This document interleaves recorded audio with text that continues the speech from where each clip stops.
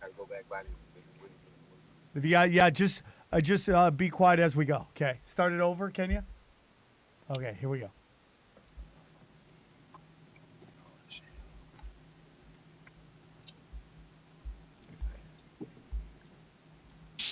Global controls will have to be imposed, and a world governing body will be created to enforce them. Welcome to Tinfoil Hat. We go deep, homeboy. Aaron, open your mind. Drink from the fountain of knowledge. There's lizard people everywhere. That's some interdimensional shit. Wake up, Aaron.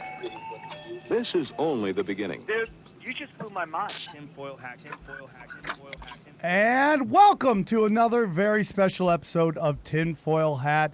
I'm here with Aaron and my good friend Ryan Davis. We're going to get right into the show. Real quick, guys, I will be at the Syracuse Funny Bone next weekend. That is at the end of the month. I believe it's the 25th through this July 2nd.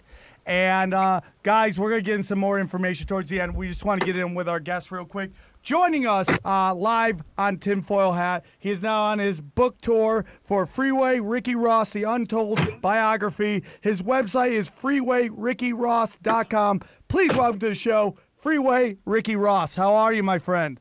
I'm good. How are you? Thank you so much for tuning in. We greatly appreciate. What were you just getting into before the show? I was out in Columbus, Ohio, with a bunch of kids, probably about 50 kids at football practice, and I was speaking to them about gangs and drugs and so forth. All right, excellent. Thanks for coming on the show. You are on a book tour right now. You are promoting your book, The Untold Biography, Ricky Ross, The Untold Biography. Tell us a little bit about your book. Well, my book basically tells how any normal person, somebody who absolutely don't have their mind on drugs, can become a drug kingpin. Oh, interesting. So this is a how-to, in a weird way, a how-to become a drug kingpin? Or how not to. I respect that. That. You know, when you got good information, you can make logical decisions. When you don't have information, then you're basically guessing about what you're doing. Where are your next couple stops on your tour? I'll be going to Cincinnati, Ohio tomorrow. What day? That is this will be out today, so that is, what's tomorrow? The 20th, you'll be in Cincinnati, Ohio? Yes, and then I'll be going to Detroit, Michigan, and Flint, Michigan, and then after that, I'm not sure where I'll be going, but I'm going over the whole country. I'll be doing the whole country over the next few months. And where are most of your stops at? Where are you promoting your book at? Where are they at? Bookstores? Where are they mostly at? No, mostly I go to barbershops, restaurants, nightclubs, libraries, pretty much anywhere that they allow me to come and sell my book. You know, I didn't get a publishing deal. The publishers didn't think anybody wanted to know about my story. So you're doing it DIY, do it yourself, which is the way to do it now. I love the power of the internet. And, you know, at the end of the day, everything you sell, you keep yourself. And I think that's a better way to do it. I do it with my CDs. I do it with everything. So DIY, I love that. So Freeway Ricky Ross, your story is, I believe, more relevant now than it's ever been. And I kind of want to start from the beginning. You've been interviewed a bunch of times. Tell us about how you came up with your nickname. Did you come up with it? Did somebody else come up with it? And where did it come from? For those who may not know who Freeway Ricky Ross is.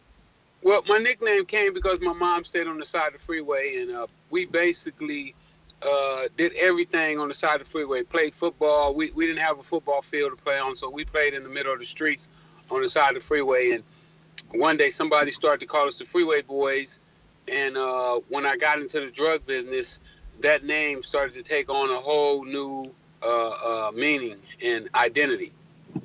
Excellent. So So basically, I've heard a couple of interviews you've done. You've talked about how at some point you realized you couldn't go pro in basketball or football, and you wanted to make some money and make some what I like to call "fuck you" money. You know, some big cash. So you decided to get into the crack game. Can you let our listeners know how you decided to get into the drug game? Well, it was pretty much by accident. You know, one day I was sitting on my porch, kind of down on my luck. Wasn't going to be able to go to college because I couldn't read or write. And a friend of mine called me and said that he had something for me. I went to his house, and for the first time I ever saw cocaine, he laid out a couple lines of white powder. So let me ask you something. Now, this friend isn't just any friend. Was it actually a teacher that turned you onto the game? No, my teacher actually introduced me to my major suppliers. This guy was a football player at a college. So you started with cocaine first, selling the coke first? Absolutely, yes. And then how did it go from you started with $125, which is, in my opinion, the American dream, starting with $100, and then you grow it from that. So how did it go from coke to crack? Well, when I first started, most of the people was already turning into crack. They didn't call it crack. They called it rock cocaine, freebasing. Yes. Along the way, we found out that most people couldn't cook it, and we just started cooking it for them, and we called it Ready Rock. Ready Rock. I love that. I love it. That now, how do you go from small-time drug dealer to epically huge drug dealer? Where does that jump come from? Well, a couple things have to take place. First of all, you have to save your money very diligently, which I did. Then you have to have a school teacher that's plugged with somebody that's connected to the CIA. Okay, that is good. And that is Oscar Blandon, is that correct? Is that the guy that ends up being the supplier? Oscar Danilo Blandon. Yes, correct. So he's the guy that takes you from kind of a small-time crack dealer to this guy who's like moving a ton. How do you meet Oscar? You meet him through the teacher. And what is that meeting like? Well, the teacher didn't introduce me directly to Danilo. He introduced me to one of Danilo's cronies, you know, one of his underlings. And the underling eventually led me to Danilo. To Danilo. Now, what was the meeting like? What was the meeting like, Danilo? What was that like? Well, basically what they told me is that I would have an unlimited supply. His underlings, they wasn't as business-minded as he was. A lot of times I would call them with money and they wouldn't want to do business. They would say, wait until tomorrow. And I don't know if you know about the drug business, but in the drug business, there is no tomorrow. It's right now. Right. You know, I want my drugs right now, today, this second, this minute. Get it over here. Yeah. And his underlings, they didn't look at business like that. So when I met Danilo and he told me that it would be an unlimited supply anytime and all the time, I knew that was going to increase business. So you go from $125 to like moving $2 million a day. A day. 3 million sometimes. 3 million sometimes. And tell me about how that business operates. How do you operate a business it's off the books, it's not regulated? How do you go to moving a $2 to $3 million worth of drugs a day? Well, what you do is you build up a network of people who are like yourself, who need money, who's down on their luck, who can't get a job. More than likely, they can't read, come from a single family background, and their family need money. You find you about 30 or 40 of those guys, and you're in business. But everybody you're adding, at some point, you got to be worried that maybe they're going to turn on you. How do you pick these guys? How do you trust these guys? And how do you basically control such a giant business? Well, people don't turn on people that's taking care of them. You know, they don't turn on people that's looking out for them. I mean, every now and then you might get somebody that's scurvy and crummy, and they don't care how much you do for them. They'll still try to take advantage of you. But most people will not turn on somebody that's taking care of them. Do you have run-ins with the police during this? Do you take care of the police? Do you bribe the police? Are you staying undercover so nobody can, basically they don't see this happening? They got to be knowing something's going on. Well, I think in the beginning the police didn't believe that it was that much money in South Central LA to buy cocaine, and cocaine wasn't the drug that they were looking for at that time. They were more focused on marijuana and PCP. Now, is the coke coming straight in through San Francisco, through LA? I mean, there was rumors that it was coming in through Arkansas, Florida. I know Arkansas was really big because the Clinton was governor there, and that guy's a gangster, and he was flying a lot of it, the cocaine cowboys and all that stuff out of Arkansas. Where was Blandon's drugs coming out of? Well, the first time we know it was coming out of San Francisco with the Frogmen. I don't know if you remember that arrest. The guys who were arrested, taking them off of ships in Frogmen outfits, gear, scuba diving equipment. Then they were bringing it in on military planes, carrying supplies to Nicaragua, and then sending drugs back in the same planes. So it was coming out of San Francisco. Was it the big crack? I always thought the crack epidemic and the cocaine was coming through Arkansas. Is there any? Did you get any of that drugs, or was your stuff all through San Francisco? I don't know. You know, I didn't really ask them where it was coming from. I just wanted them to keep bringing it. What was the life? Okay, I'm gonna get into this information, but why? Because I used to do a lot of coke, and I smoked some crack. I smoked crack just a couple times, actually just one time. The whole time I smoked crack, I was just like, man, I'm smoking crack, I'm smoking crack, I'm smoking crack, I'm smoking crack. What was it like to be the head of this drug empire? Like, what was the lifestyle like? It must have been insane. It was wonderful. I'm with you. I romanticize doing blow all the time, man. You know, it's nothing like having all the money you need, especially when you come from somebody who grew up with food stamps. The only time it was money in the house was the first of the month. Around the 12th to the 15th, it was always misery around the house. Around the 28th, 29th, it was misery around the house because there was nothing to eat. Now, like the women, were there a lot of women involved in this life? Well, you know, the drugs, the alcohol, the power, all that stuff. What was the partying like? Everybody was involved. Everybody wanted to be in the cocaine scene. All the entertainers, the athletes, everybody was involved. Nobody was either you was using or selling. And were you going to some awesome Hollywood parties? Was it like crazy? Were you invited to all the big parties? I mean, is there a separation in terms of Hollywood? I know, you know, it was all Compton and Inglewood and all that, but were you invited to the Hollywood Hill parties and all that stuff? I was invited, but I didn't attend. I was more of a private person. I didn't need to be around stars to feel important. I already was important. Okay, so let's get back into this. You're moving $2 million worth of crack and cocaine. What are you doing with this money? Like, where do you hide this money? It can't fit under the pillows anymore. It can't fit under the bed. How are you cleaning this money?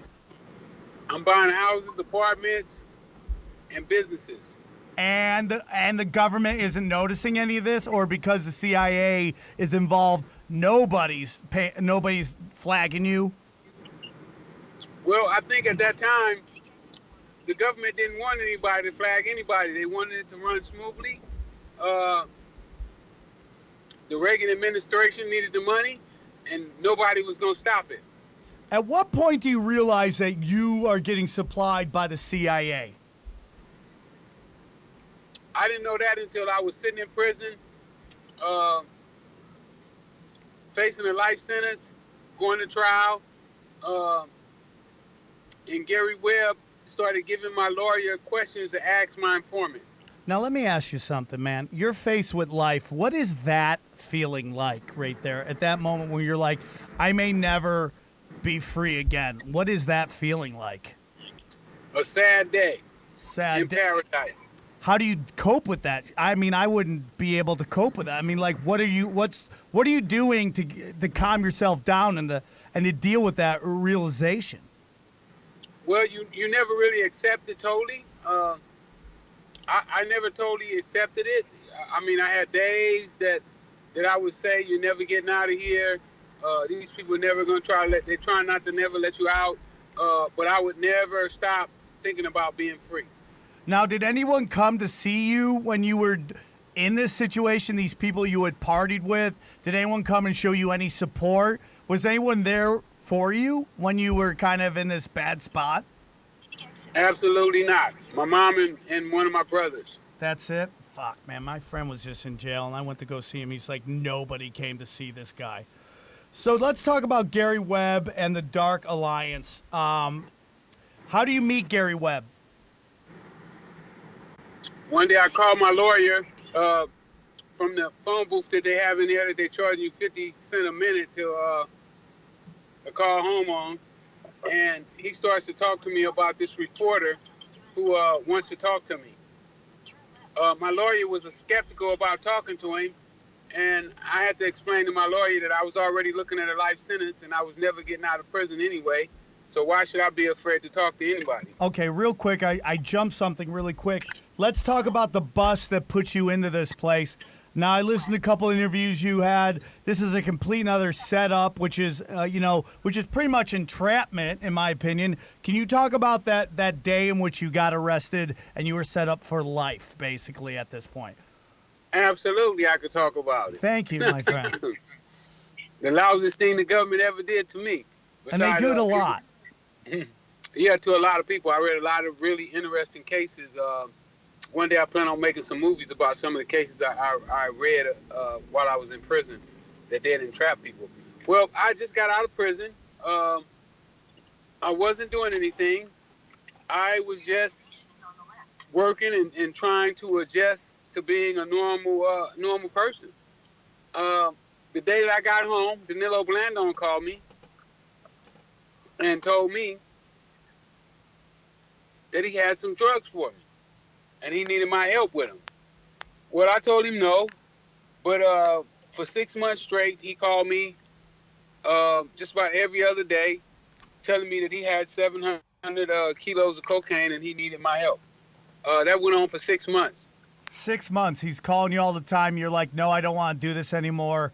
I'm out. And then he's like, one more, let's do this. There's a lot of money in it. Yep, asking me, well, why are you asking people to help you? Because I bought this theater before I went to prison, and I paid $1.2 million for the theater. I put $950,000 down on it. I still owe $300,000, and I was about to lose the theater. I needed $300,000 bad. So he was telling me, why was I going around asking people to help me with the theater when I could make all the money myself? Jesus Christ. And he's just setting you up. So what happens? What makes you finally give in? You're like, fuck it, let's do this. Well, one day I'm riding down the street and I got one of my little homies with me. And he overhears me and Danilo's conversation and he tells me to let him do it. That he can do the whole transaction, that I don't have to do anything, and he can make it happen. So I set the meeting up between him and Danilo. He brings Danilo, I think it was $300,000. And when he handed him the bag of money, the police come from everywhere. And you were at that meeting? In a quarter mile, continue straight to stay. Yeah, he wouldn't do the meeting without me. Oh yeah, so he's setting you I up. wasn't gonna be at the meeting, but Danilo said the first meeting that he wanted me to be there to make sure that everything went smooth. What kind of guy is? I mean, at this point, like, you don't know Danilo's a double agent. You don't know he's an asset. What kind of guy was he? Straight to stay on East Livingston Avenue. Well, at one time I thought he was somebody that was a friend of mine. Somebody that could be trusted. But as you know, He was none of that. Continue on East Livingston Avenue for He 2 probably was a racist. You know, one of the tapes Gary Webb talked about where he used the N-word numerous times. The judge wouldn't let us get the tape. So I believe he was just the kind of person that just used you and made you believe that he was a friend only to accomplish his goals. And yeah, I mean, was he a good guy? I mean, was he like, what kind of person was he? Was he? Well, did I you thought he party was a with good him? guy. I mean, we did some good business, you know, and not just drugs. You know, we did cars and guns and, you know, a few other things. And all our deals always went the way they were supposed to go. But when he got busted, you know, that changed everything. You know, he felt that his life was more important than my life, I guess. What kind of guy was Gary Webb? I mean, the guy pretty much lost his life to fucking tell your story, man. You know? I mean, that's a crazy ass thing, right? And are we losing him? There we go. Is this his connection or my connection? Holding on, hold on. He's in a rainstorm right now. It's Is he? Yep. This is there. Nope. We lost him. Have we lost him? Should we try him back? Okay. This is crazy, right? Can't believe it, man. How do you trust anyone after that? You know? It just lets you know the government will just do anything. I mean, like the CIA is the biggest gangsters out there. Should I try him back? Oh, is he there? He's still there. It's just really slow right now. Are you able to hear us, Mr. Ross? Let me try him again. Let me try him back. Okay, let me try this real quick. This entire interview went down because our fans of the show kept Yeah, on hitting him you up on guys Twitter. basically made this happen. And how's my interviewing skills? I'm digging it, man. Watch out, Charlie Rose. Watch out, Charlie Rose. So you guys got this on because you know he required. Let's do a little bit of business while we're trying to get him back, if we can. So, all the Reddit followers. There we are. Are you back? We lost you for a second. I hear you. I hear you too. As long as you can hear me, that's all really matters. What I don't see it. Can you hear us? This is how you know we do the podcast live. Yes. I hear you now. Okay, Are you perfect. here? Are you there? Yeah, we are there. We can hear you. We can hear you. We're happy with hearing you. If we can't see you, we still take your beautiful voice. Gary Webb, what kind of guy is he? Well, Gary was a courageous guy. I think he was one of those guys who felt that everybody should get their fair shot. And he didn't feel that the government had played fair with me. He didn't like the fact that the government came down in the chain. He thought that they should be going up in the chain. He didn't like that Danilo Blandone only got 28 months in prison, and young black men, were getting 20 years for 2 ounces of crack cocaine. He Now felt that was unfair and unjust. Yeah, that's basically from the Clinton crime bill of 1994, which made basically like a rock of crack worth like a helicopter full of cocaine. Well, actually, Ronald Reagan did that. Ronald Reagan did that. Okay. Now, Clinton went in and got tougher. Ronald Reagan begins the war on drugs, which is just a ridiculous thing. Your thoughts on the war on drugs? I think the war on drugs is just like the war on terrorism. It's all government sponsored. We'll get into a little bit more of that. But your thoughts on the war on drugs? Well, total failure, has ruined thousands and thousands of lives, and some people innocent too, you know, because what they don't understand is when they take a father away from their kids for 20 years, you know, when I got home, all my kids were grown, and all of them had grown up without their father. So when you take people out of their kids' life for 20 years, it don't just hurt the father, it also hurts the kids and the community as well, because now you don't have a father figure in the community, and that lets the community run rapid. Now, do you think that's done systematically, meaning on purpose, in that they are trying to pull father figures out of the black community in order to destabilize the family? I think you're absolutely correct. As you know, this government has always been tough on the black man, more so than the black woman. And I don't think that it's changed. You can see all of the innocent black men who've gotten killed recently. Yep.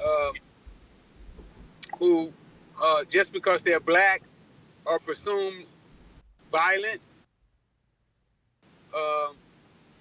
Some people, what do they call us? The super predator. Yes. And that was what I would Clinton's like to know word. is what makes you a super predator? Is it just because you're black, or because you've done something that's super predator?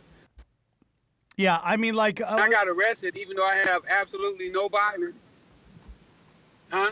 Yeah, I mean, like, if you just look at, like, the amount of black males in jail for drugs, it's unbelievable. And here's my old theory. Like, the war on drugs is let's stop you doing drugs because drugs are bad for you, right? So we find you with drugs. We'll throw you in jail. But here's the problem. I can always stop being a drug addict, and I've done that in my life. I had a problem with coke, crystal meth, and I've done crack cocaine before, okay? I stopped doing drugs. I'm a drug addict, but I don't do drugs anymore. I can never not be a felon anymore. After that, I am always a felon, and and thus crippling my ability to get a job again, to vote, to carry a gun, to do all these other things in which I feel has been done on purpose. You're absolutely correct. And once you do that, you put us in another box because there's so many jobs that now we no longer qualify for, and the easiest thing for the person to do is go back to selling drugs, which inevitably is going to end him back up in prison. Right, 100%. So now you don't really have a lot of options. Very poor paying jobs, very low income jobs. And it's just like everybody wants to be able to take care of their family. Now, if we see with these rich people, they get busted with drugs all the time. They get sent to rehabs. They get sent to that. I mean, now what we're seeing with privatized prisons is that they're basically creating slave labor. That these guys are now, because of they did free trade, those countries are either asking for more money to work or they're destabilized. The best way to get workers to work for free is to make them go to jail and be locked up for 5-10 years, and then they get to work for 10 cents a day. Yeah, the statistic is right. You're now. absolutely correct. The 13th Amendment says that the only way that a person can be enslaved inside the United States is if he commits a crime. It's so true. Right now, there are more black people in jail than there ever were in time of slavery. Yeah. And that's something that we never think about, And this is just systematically. And if you go even deeper than that, before slavery ended, there was absolutely no blacks in prison. Yeah. Not one black person was in prison before slavery ended. Yeah, that's so true. Yeah.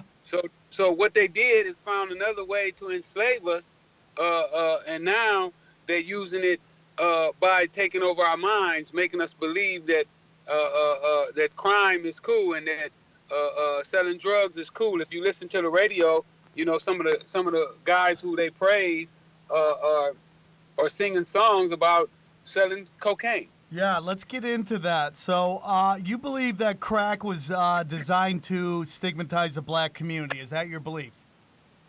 I wouldn't say that, but that's what happened. In the sense that it was glorified through hip hop and gangster rap. Do you think that was done on purpose? Gangster rap was meant to make young youth believe that being a gangbanger is cool. Well, yeah, I believe so. I believe that they took an industry that was basically talking about fight the power, to stop the killing, and flipped it to kill more,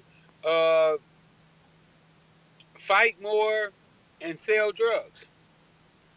Yeah, so we go from Public Enemy, and even though back in the day you had even Kid and Play, which is pretty positive, the Fresh Prince. You know, he's doing a lot of positive public acts, Public Enemy, doing all their, you know, fight the power stuff. LL Cool J. LL Cool J talking about all the ladies love Cool J. To Run base, DMC. Run KRS-One. DMC. yep. We go to that to NWA. To who else? We got, like, you know, all this gangster rap that just becomes really big. The promotion of gang banging on all of the mainstream media, to it being cool. I mean, even in the NBA, they had to institute a new rule where you had to dress up in a suit because it got so gangster at the press conferences. And you believe that's systematic, which I believe as well. I do. I absolutely do believe that. And you also see it I mean, when you got guys who actually went to college, who were straight A students, who turn around and tell the kids that they're dumb, that they're stupid, that they didn't graduate, that they dropped out of school. I mean, total lies in order to make the kids dumb themselves down. Oh, 100%. I mean, Ice Cube went to private school. You know, nobody talks about that. Ice Cube from NWA wasn't from a hood, wasn't from a bad neighborhood. Actually had a very affluent family, and then he just sold an image. Yeah, exactly. So let's talk about these new shows that are coming out and your thoughts on that. FX's Snowfall, How Crack Began, and the new movie from Tom Cruise, American Made. What are your thoughts on that? Are you at all associated in any way with Snowfall? Did they talk to you about it? Because it seems to be your story. I believe that it is my story. I think that it was a ripoff. You know, John Singleton, who directed it, he read my book. He bought a copy of my book at my documentary screening. He also read the movie script that Nick Cassavetes wrote for me. And no, he never did consult with me about working on the piece. I just recently got some phone calls saying that he wanted to sit down with me and he wanted me to go to the screening. And will you be doing that? Neither one. Neither one's going to happen. I respect that. No, because I feel that what he done was rip my story off and sell it. And one reason is that Hollywood don't want me to be a part of it because they don't want the kids to know the true story. They don't want the kids to know how drugs really work. And they know that I'm not going to cooperate with putting no BS on the screen. You know, when I do my movie, I want it to be accurate. I don't care if it ain't Hollywood, if it ain't what they think is going to put butts in the seats. I want to tell a story that our people can learn from. Do you think this show's going to glorify the drug business? I'm pretty sure it is because, you know, you take a guy like John Singleton who really don't know anything about the streets, and what he'll do is he'll read a newspaper and he'll make a movie script from what he read in the newspaper. And it's unbelievable, dude. Yeah, And we already know how the news did with the crack epidemic, how they took the crack epidemic and twisted it and turned it to make it where they demonized young black men who were selling crack. Yeah, when Sam said that we were going to be getting you on the show, I was like, we got to get this on before Snowfall airs so that the truth can get out. Yeah. Because I saw the trailers, and it's just, like, flashy, and it's got the cool soundtrack. I'm like, this is bullshit, man. I see what they're trying to do right now. Yeah, once again, we're glorifying. Like, I talk about drug use in my act, but not to glorify it, but more to be like, if people have drug problems, you know, they need to be able to talk about it. I think a lot of people run from their drug problems because they're ashamed to let anybody know they have a drug problem and that they might be alone. And I'm like, no, man, this is real. Like, I smoked crack one time with this guy my first day in Hollywood, and I had to fight him because he tried to blow me. And I was just like, get out of here, you know? So I just... Now, most people don't know. When they hear Rick Ross, all they think about is some big fat guy with gorilla tits and a big old beard. They don't know the real Rick Ross. And what is your thoughts on Rick Ross, the rapper? Cartoon. Does he... Cartoon character. Did he ever hit you up and talk to you about, like, hey, I want to use your name? Never. I spoke to him one time when I was in prison. Strictly on my part, I ran him down and got him on the phone without him knowing who was on the other end. He sold me a bunch of lies. But, you know, I sued that guy, took him to court. And we found out in court the guy had credit cards when he was in high school. The guy's mom and pops come from, he had two parents in his home. Had never been in any trouble. We asked him when we was taking his deposition, had he ever been arrested?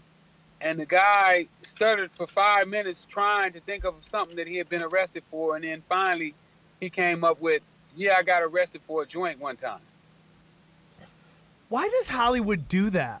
Why do they always have to just fake the funk out of Nasty Dunk? Why do they always have to take these posers and glorify them? Why don't they work with the real people?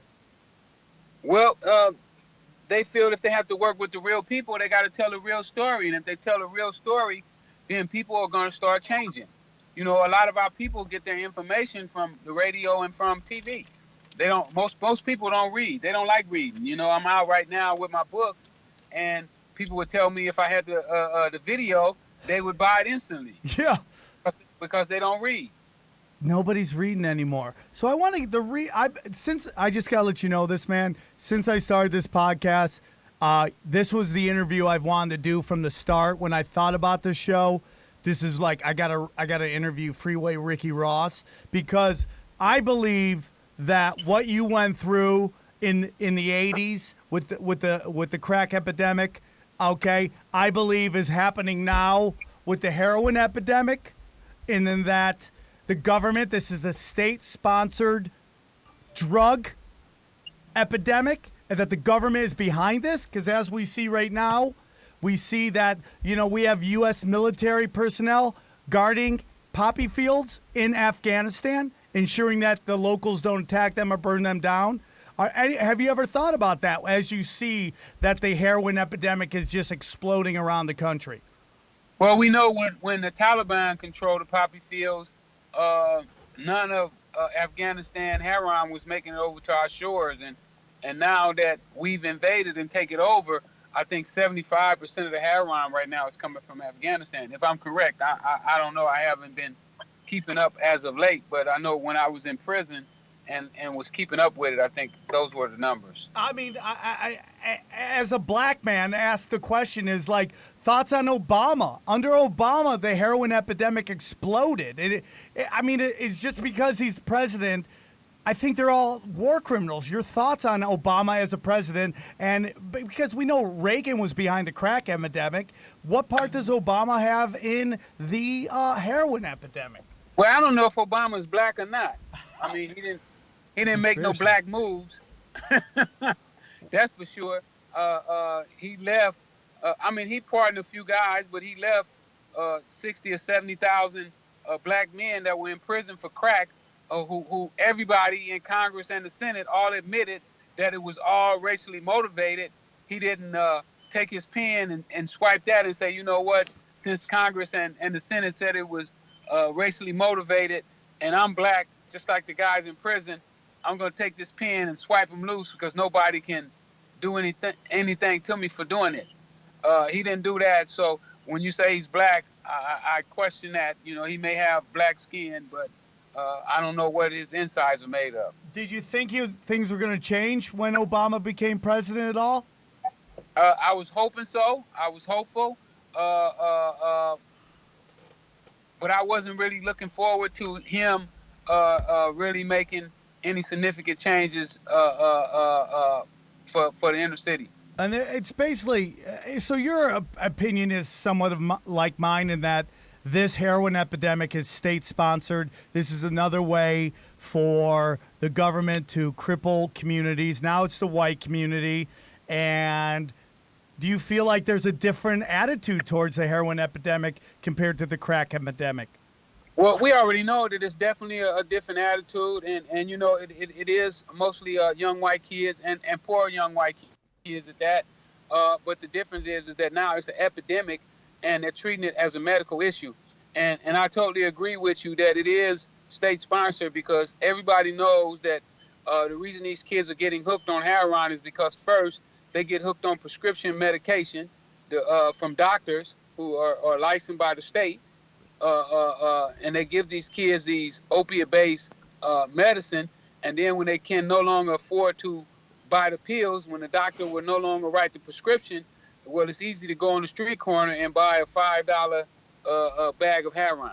Yeah, and do you like the biggest drug dealers in the world are CVS, Walgreens, all that? You know, is it just ridiculous that they're able to move that kind of product and without any trouble? Yet when you try to do the exact same thing, suddenly it's a crime and you're facing life in jail.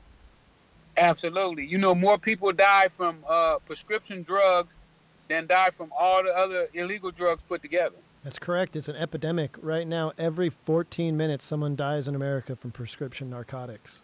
This is the highest. It outnumbers traffic fatalities, and this is the first time since 1979, and no one's talking about it. Why isn't anybody? I mean, like, why do you think people are so ignorant and just unself-aware and don't care about this epidemic compared to the illegal drug epidemic?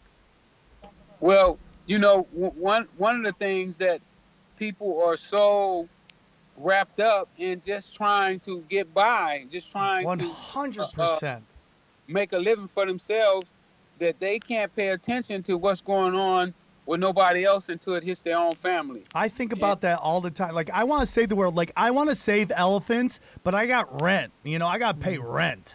Yep. I gotta get that taken care of. So, I mean, do you think the war on drugs will ever end? Will there ever be a time when there won't be any war on drugs?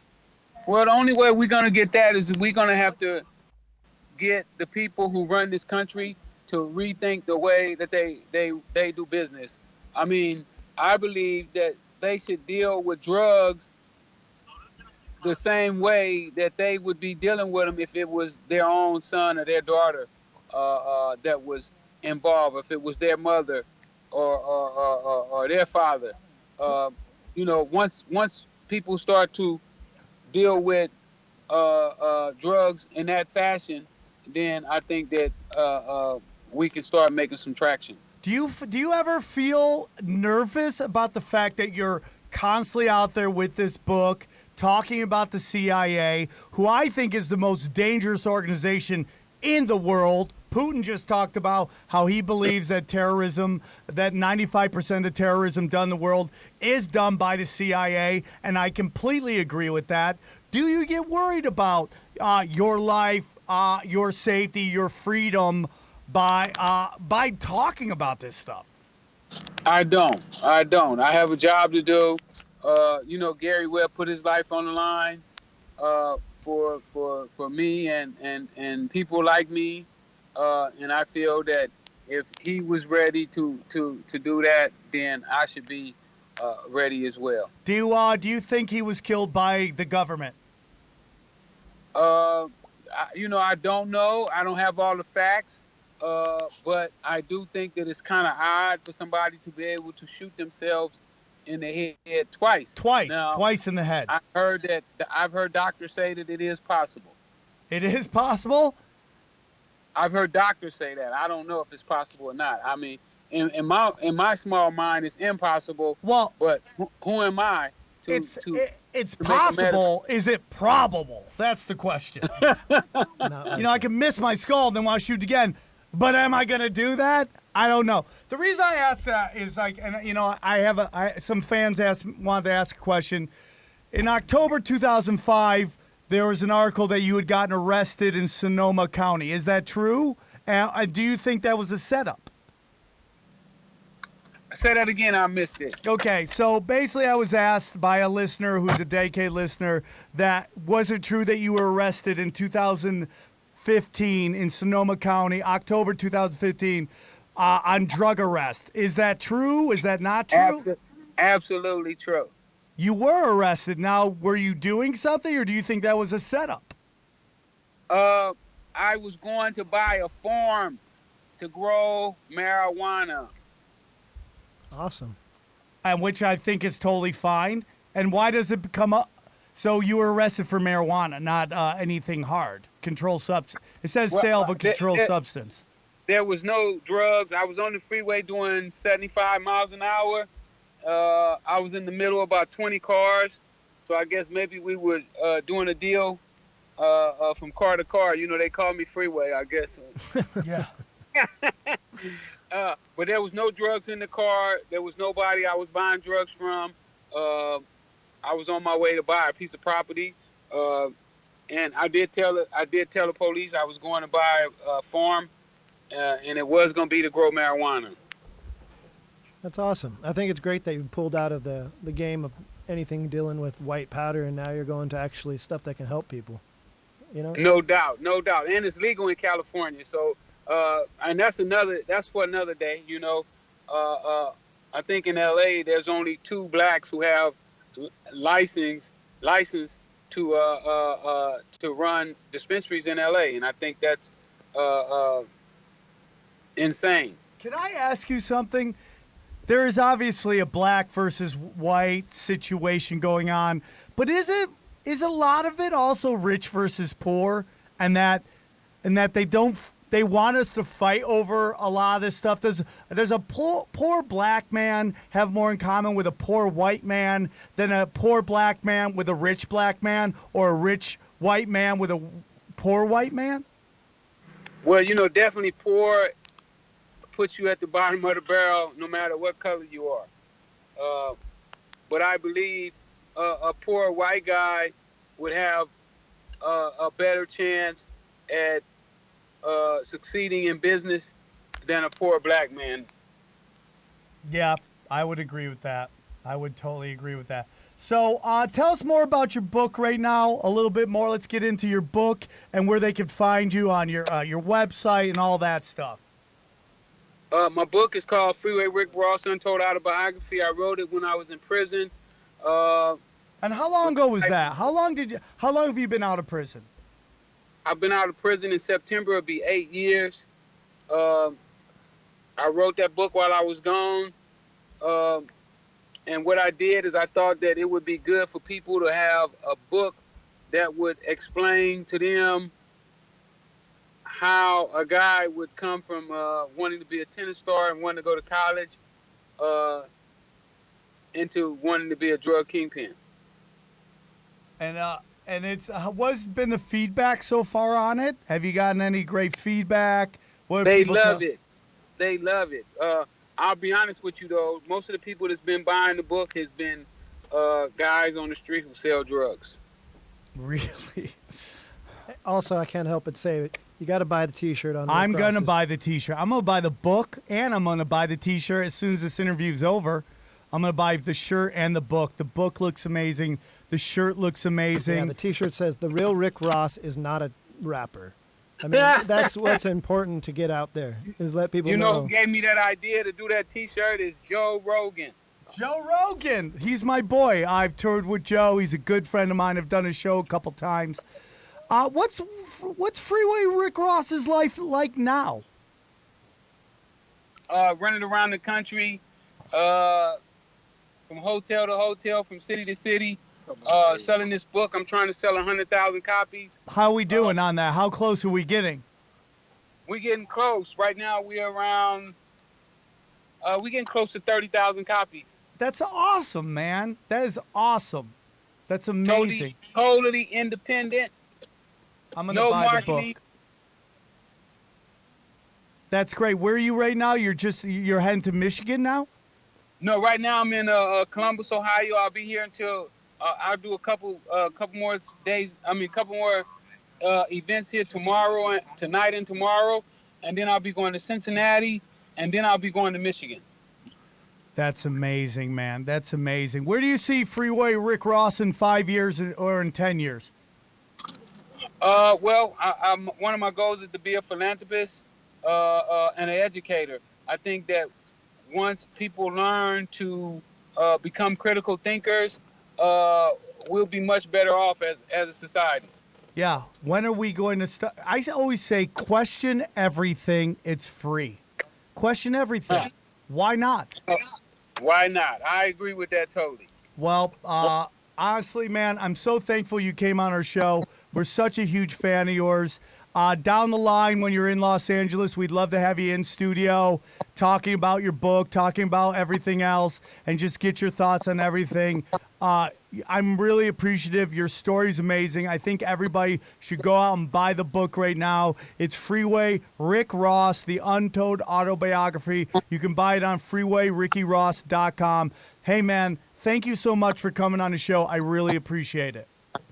Thank you, and I appreciate being on, and hopefully we get together when I get back in LA in a couple weeks, and we'll do the show over again, and hopefully everybody go on and check out the book. It's a great book. All right, man. You, my friend RG, thank you so much. Safe travels, man. Take care of yourself, and we'll see you when you're in Los Angeles.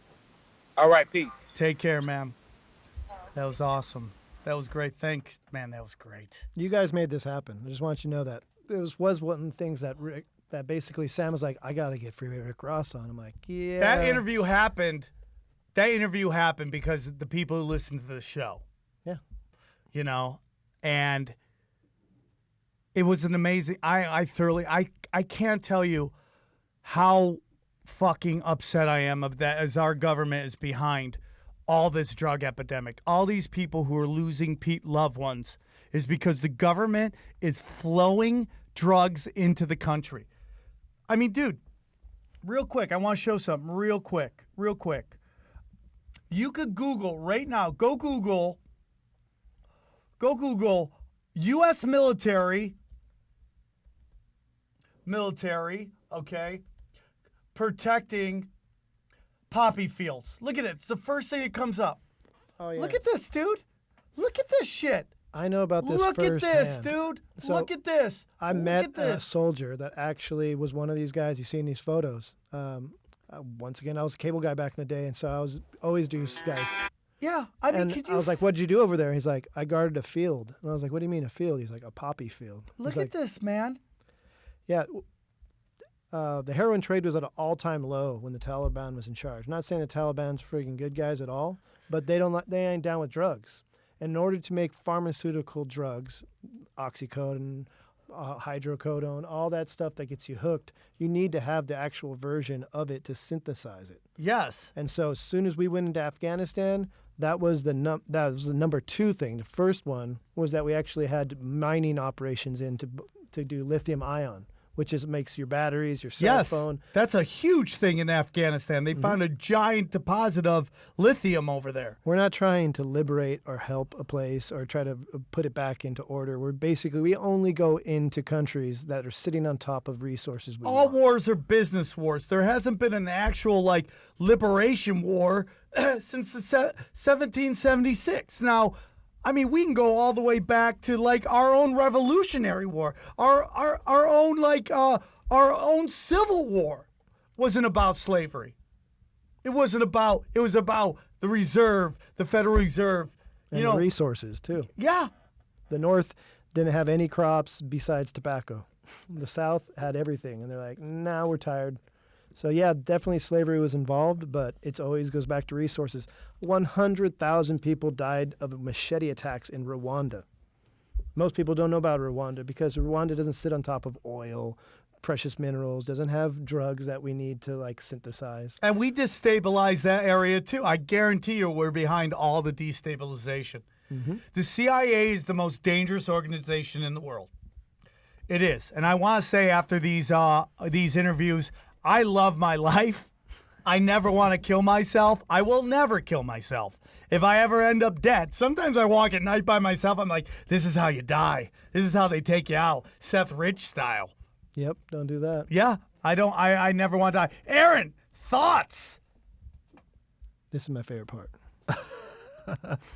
I mean, it's incredible, obviously. And if our governments did all this shit, I mean, it's awful. It's reprehensible.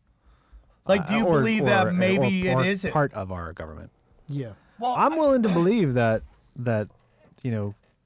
we brought it in to fund other shit because obviously other shit was going down in the 80s. The Iran-Contra affair? Yeah, for sure. You got to understand something. The network of our military is so expensive. even the amount of money we spend on it can't possibly fund when we are in 135 other countries. We are bombing right now, dude. 8 countries. We are funding ISIS, who is now in the Philippines and Iran. Do you know that now Iran is now bombing in Syria? It has officially become. It was already World War III. It is now officially World War III. Yeah, how many countries does it need to be we're into a world war? I just like now. Did you hear about the stuff about who was what was his name? Oliver Stone. How he was on this Late Show on CBS with Stephen Colbert. No. And how that all went bad because they asked him about Russia influencing the election. And he brought up Israel. Now, here's the thing: when you bring up any country, any organization, within any organization, there are actually good people. Definitely. Good Within cops. the CIA, there's people who actually are trying to save the world. But there is the deep state within them that are doing some evil shit. Now, there are several different operations going within the CIA that don't even know the other one's operating. There are actually probably CIA operations that are going against each other. The left hand doesn't know what the right's doing. Yeah. Thoughts, Aaron? Remember when Keanu Reeves broke into that house and there was a DEA guy in it? Man, FBI, DEA don't talk. Yeah, they don't. And there was a famous thing where the FBI was going into the NSA and there was a shootout that nobody talked about. It's all happening. It's all happening right here, right now. These are the type of topics when we talk about like real life tinfoil hat situations that deal with anything CIA, FBI, NSA. It's the type of stuff that when I leave here, I'm always telling Sam where I'm going to. Yeah. So that if I don't get there, then he'll know. Yeah. Like, I stopped along the way and then to get a blowjob from a tranny and got murdered and down in South Central. It's no. crazy. Aaron. I just record the shows. The views and thoughts expressed in the show Are that of Sam Tripoli? Only Sam Tripoli. Okay. Good to know you got my back. No, I'm with you. Guys, this interview happened because of you guys.